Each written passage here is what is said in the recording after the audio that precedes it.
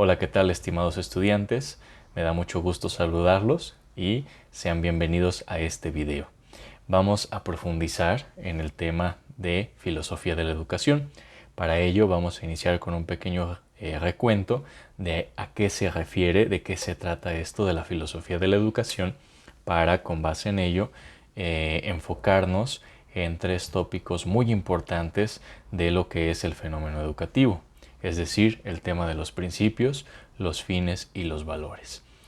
Vamos a dedicar un espacio a cada uno de estos tópicos. En ese sentido, en este video vamos a marcar, el panorama general de lo que comprende la filosofía de la educación, y para no hacer muy extenso este video, ya el abordaje propiamente de estos tópicos lo haremos de manera individual, es decir, un video para cada uno de estos tópicos. En ese sentido, este video es una introducción, digamos un marco general de lo que es justamente la filosofía de la educación. Bueno, dicho esto, chicos, vamos entonces a continuar.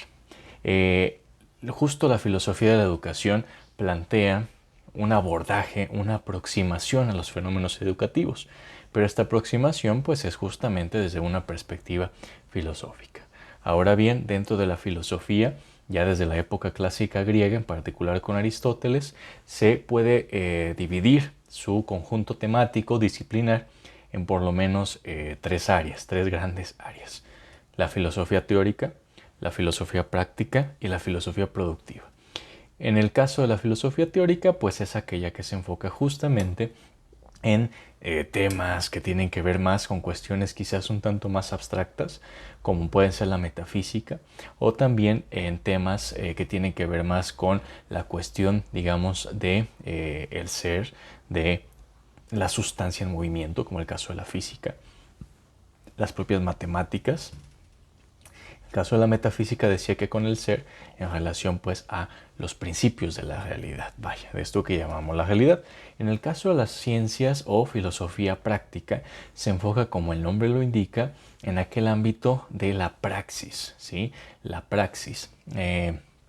Para los griegos la praxis, además de esta significación que ahora le damos como práctico, se entendía como el ámbito de lo propiamente humano. Por ejemplo, Aristóteles en la Ética Nicomaquia, ahí justamente define esta noción de praxis en un sentido general, que sería lo propiamente humano, además de esta noción particular de praxis como acción, como práctica, como práctico, Entonces, aquí tenemos de ejemplos a la ética, a la política, ¿sí?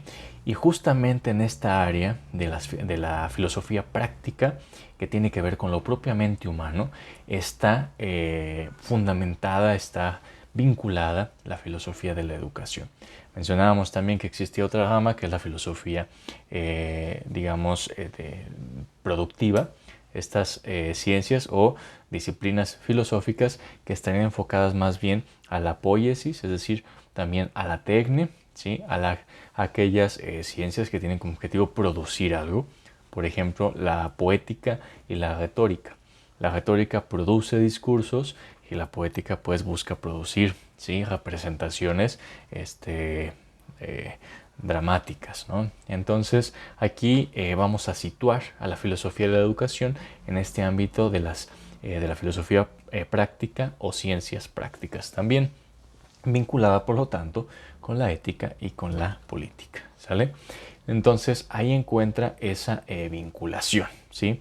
Eso quiere decir que la educación se concibe en este sentido como una acción, ¿sí? Se parte, digamos, busca ser como esa acción, ¿sí?, de la cual, digamos, parte de esta acción se explica por la acción y va, digamos, de nueva cuenta la acción.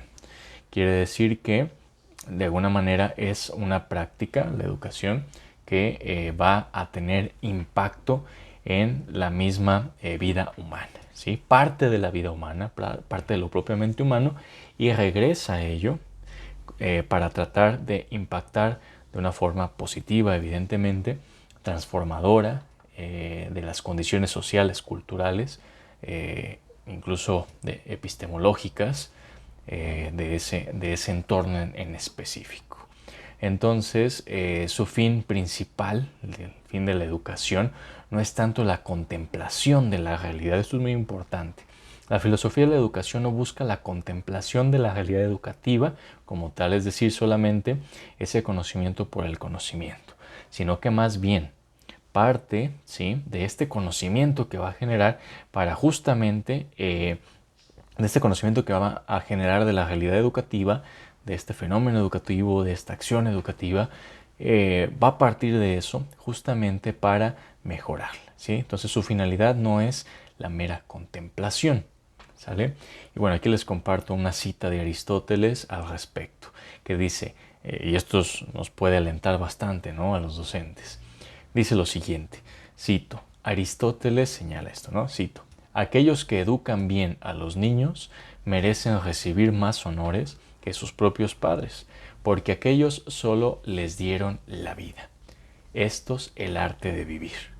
Fin de la cita. Vean nada más qué bonito, ¿no? Obviamente podemos reflexionar ante ello y se pueden derivar muchas cosas. Pero de entrada, señala con esto Aristóteles que la labor del docente, vaya, se enfoca en este enseñar, en este compartir de alguna manera lo que es el arte de vivir, ¿sale? El cómo se vive. Es una acción constantemente. Tiene que ver con la vida cotidiana.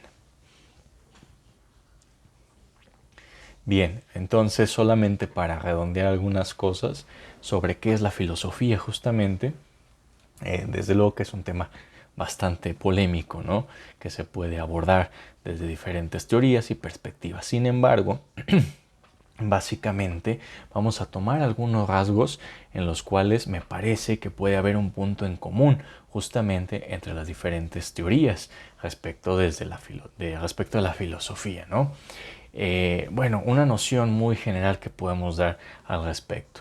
Bueno, desde sus orígenes, es decir, en la Grecia clásica, la filosofía se ha constituido como el saber más general y profundo sobre la realidad, porque se ocupa del conocimiento del ser, ¿sí?, en toda su amplitud, en todos sus aspectos, en todas sus dimensiones, a la luz de las últimas causas y primeros principios.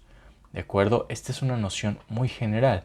¿Qué quiere decir? Que la filosofía busca reflexionar, busca llevar, digamos, este pensamiento, esta capacidad humana que tenemos de pensar, la focaliza justamente y la desarrolla, ¿sí?, en sus diferentes dimensiones, la busca explotar esta capacidad humana, la busca trabajar para que no solo sea algo que se haga por mera espontaneidad, sino que se pueda convertir incluso en un arte, incluso en una ciencia, ¿de acuerdo? Y se enfoca en todos los aspectos de la realidad. Por eso decimos que puede haber filosofía de prácticamente cualquier tema. Y la perspectiva filosófica por antonomasia, pues es la del pensamiento crítico, que busca los límites y los alcances de aquello que está estudiando y tratando de explicar, ¿sale? ¿De dónde surge la filosofía? Decíamos que tenemos esta capacidad propia, esencial al ser humano, que es el pensamiento, que es la razón, que es el logos. Tan es así que el propio Aristóteles considera al ser humano como un son logon ejon, es decir, un animal que tiene razón, que posee la capacidad de razonar, ¿de acuerdo? Claro, la palabra logos se puede traducir también como pensamiento, como lenguaje, como razonamiento. Entonces, también podemos entender esta frase como el ser humano es un animal, un ser vivo que posee por naturaleza, como parte esencial de sí, el lenguaje, el razonamiento y el pensamiento, ¿de acuerdo? Entonces, digamos, esta naturaleza del ser humano, esta disposición a. Pero hay un momento detonador en la vida del ser humano que va a permitir que esta capacidad esencial pues justamente eso, se detone, que aflore, que se muestre en toda su complejidad pero también en toda su importancia, en toda su vitalidad. Me refiero nada menos que al asombro. ¿Y qué es el asombro? Es esa cualidad o actitud primaria de la filosofía. Y como el nombre lo indica, consiste en maravillarse de aquello que se muestra ante los sentidos, como algo asombroso, cuya complejidad, belleza o perfección motiva la curiosidad del pensamiento. Miren nada más. Surge tanto a partir de los fenómenos naturales, también como de los fenómenos humanos. Cuando vemos el orden que se nos muestra, se nos manifiesta en la naturaleza, nos asombramos y queremos saber por qué, queremos explicarlo. Pero al mismo tiempo también cuando vemos actos humanos, por ejemplo, como la caridad, como el amor, como la amistad. Asimismo también cuando vemos actos atroces, ¿no? Injusticias, crímenes, violencia. Todo eso nos asombra, todo eso nos conmueve, todo eso nos impacta y de alguna manera funciona como un detonador vital para que este pensamiento, este logos, ¿sí?, se imponga, se manifieste al ser humano. Y es justamente a través de él que se va a buscar explicar aquello de lo cual nos hemos asombrado. Y para eso tenemos la siguiente característica básica. Tenemos una, el asombro de la filosofía, ¿sí? La investigación, chicos, es el segundo momento. Una vez que nos hemos asombrado, ahora viene el momento de la investigación. Digo, wow, ¿qué es esto que tengo ante mis ojos? ¿Qué es esto que estoy sintiendo? ¿Cómo lo explico? ¿De qué se trata? Hay que investigarlo, ¿sí? Esa es la investigación. Es el procedimiento mediante el cual se busca resolver aquellas dudas que fueron provocadas justamente por el asombro. Aquellas dudas que han asaltado al pensamiento. Se establece un método entonces indagativo, ya sea racionalista, empirista, realista o intuicionista, pero finalmente es un método de investigación.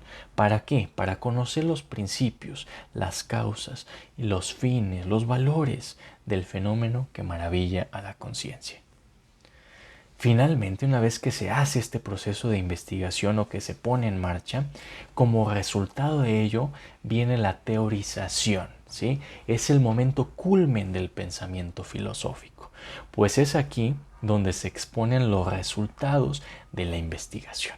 En este sentido, la teoría filosófica es una manera de explicar aquel o aquellos fenómenos asombrosos que constituyen la vida natural y la vida humana. Se trata pues de dar respuesta a qué es, por qué ocurre, cuál es su finalidad, qué es valioso y qué no lo es, qué está bien y qué está mal del objeto de estudio. Entonces tenemos estos tres momentos. La filosofía se puede explicar, ¿sí? Les decía, como aquel saber general y profundo, ¿sí?, sobre la realidad. Pero ¿cómo se lleva a cabo? ¿De dónde parte? ¿De dónde surge? Les decía que tiene que ver con esta capacidad natural del ser humano, que es la capacidad, ¿sí?, de pensar, de hablar, de razonar, gracias a que poseemos como una característica esencial al logos, ¿de acuerdo? Pero hay tres momentos, ¿sí?, en los cuales la filosofía comienza a desarrollarse. Tenemos esa capacidad, pero se pone en marcha, ¿sí?, en primer lugar por el momento detonador del asombro. Ahí se pone en marcha. Pero el asombro, sea por fenómenos naturales, humanos, de cualquier tipo, ¿sí?, cualquier tipo de objeto de estudio que motiva ese asombro, ahí se detona ese pensamiento, ese logos se manifiesta de forma viva. A partir del asombro surgen dudas. Queremos saber qué es, por qué pasa, cuál es su causa, para qué, es bueno, es malo, etc. Entonces, una vez que tenemos esas dudas del asombro, pasamos a la investigación para poder justamente responder esas dudas. Y lo hacemos no de cualquier manera, sino estableciendo un método de investigación, ¿sí?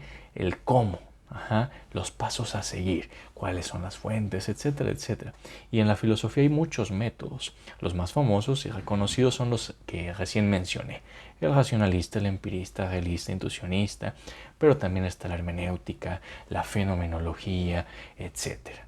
¿De acuerdo? Y una vez que se lleva a cabo la investigación ya tenemos el resultado, la teorización, donde ya ponemos esas respuestas a las que hemos llegado, esas conclusiones, esas propuestas justamente, donde ya sabemos qué es, por qué ocurre y cuál es la finalidad del objeto de estudio. ¿Sale? Entonces la teoría justamente filosófica busca explicar aquel fenómeno asombroso que constituye la vida natural o humana. ¿Y qué fenómeno asombroso nos congrega ahora? La educación, chicos. Ese es el fenómeno que nos asombra y que filosóficamente estamos investigando para tratar de teorizar justamente por qué ocurre. Y es lo que vamos a proponer aquí, una propuesta de esta teorización.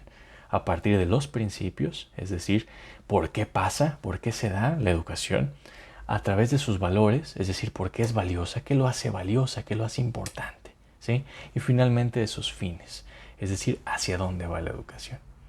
Bueno chicos, pues les agradezco mucho su atención y acompáñenme en el siguiente video para comenzar con esta teorización al respecto. Nos vemos en el próximo.